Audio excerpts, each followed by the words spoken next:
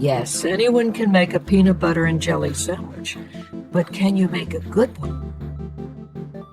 Here's what you'll need: peanut butter, jelly, slices of bread of your choice. Step 1. Using a knife, spread a generous layer of peanut butter on one slice of bread. Step 2. Clean the knife with a napkin or use another knife so that the peanut butter and jelly don't mix in their containers. Step 3. Spread the jelly or jam on the other slice of bread.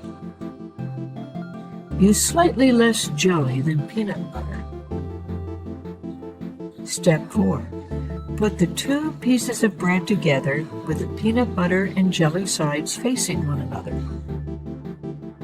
Cut the sandwich in half for easier eating. Here are some helpful suggestions.